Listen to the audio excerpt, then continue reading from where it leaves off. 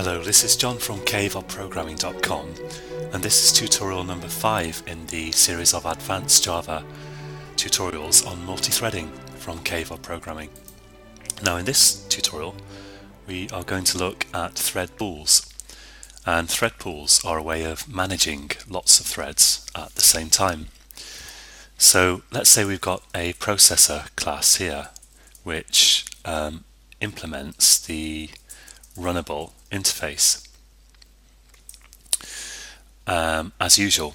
So I'll say public void run, and in here this run method from the runnable interface, I will put some code that I want to run. But actually what I'm also going to do is, because I'm going to fire off lots of these processors at the same time, I will have a constructor that accepts an ID so that I can tell which one's which. I will say private int ID, and I'll set the ID here so I can pass in the ID when I create the processor. Equals ID. Well, now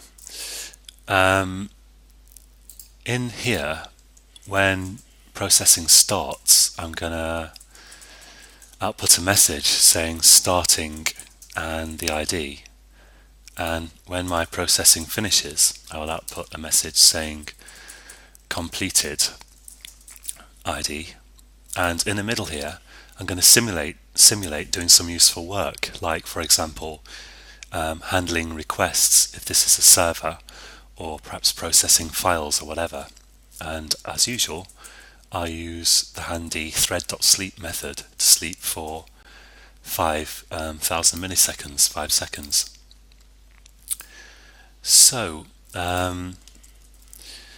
now I could, if I want to, let's say I want to create 10 of these processors and make them work through 10 different tasks, I could use the thread class as usual, but instead I'm going to use executor service.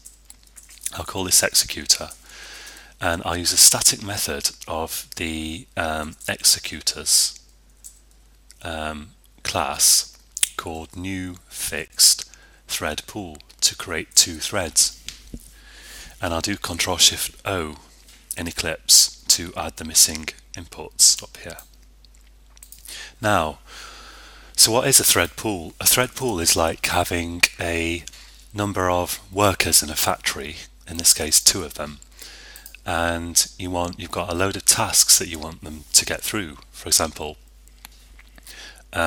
in this case we'll say there are 5 tasks, and I want each of these workers, threads in other words, to process a task, and when this worker thread finishes processing a task, I want it to start on a new task. So it's like giving my 2 factory workers a bunch of tasks and saying, here, please work on these tasks one at a time, and when you finish one task, start on a new task.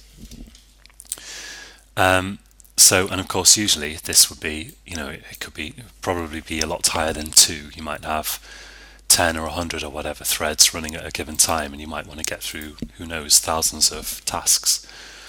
So to allot the tasks here, I want to submit tasks to executor. The executor service will run its own managerial thread that will handle parceling out these tasks that I'm going to give to it, and I want to submit a bunch of tasks to it. So I'll give it 5 tasks in this example. I'll say I goes from 0 to 4 here, and I'll say executor.submit to submit a task, and I'll say new processor, and I'll give the processor an ID just using my loop variable here. And then as I say, executor service has its own special managerial thread, and I want to tell that thread after this point to stop accepting new tasks and to shut itself down when all the tasks have finished. So I will say executor dot shut down, and this will not shut down immediately, but it will wait. It will wait for all the threads to complete doing what they're doing, and then they will terminate. And just to show you that all this stuff returns immediately, I'm going to do a sysout, and I'm going to say all tasks submitted.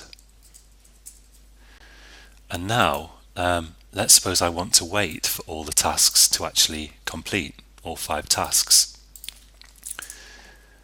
What I can do is I can say executor.await termination, and here I give it I specify the time that I want it to wait for. I'll say 1 in this case, and this is the unit of time that this refers to. So I'll say time unit dot days in this case. So in this case, I've got I'm saying wait for 1 day, and effectively, of course, I've got no timeout at all here, which is what I want. But supposing you put, for example, 10 seconds in here, and you had this was seconds and this was 10, and supposing your tasks didn't finish in 10 seconds, this would wait only 10 seconds, and after that it would return. But and so you could execute more stuff down here. But because I'm saying 1 day here, basically this is going to wait until all my tasks have finished.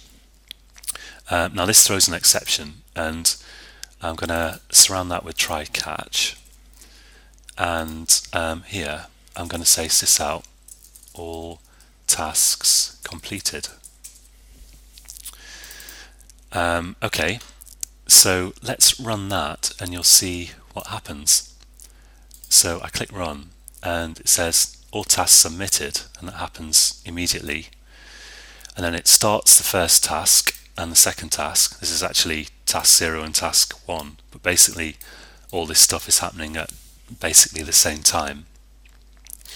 And then when one of the tasks completes, which happens to be task with the ID 1, it will start a new task in that same thread, because the thread is now not doing anything.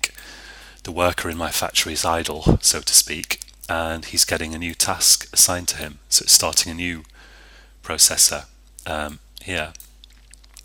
And then eventually task 0 also completes, and thread is given a new task, and it works through all 5 tasks like this. We've got 5 tasks, and the 2 threads are processing the tasks, and one thread will do 1 task at a time. But as soon as one thread has finished and it's idle, that same thread will now process a new task. And the advantage of that is that there's a lot of overhead to starting threads, and by recycling the threads in this thread pool, you avoid that overhead. Okay, so that's all for this tutorial, and I hope you'll join me again next time. You can find this code and other information and tutorials on caveofprogramming.com. And until next time, happy coding.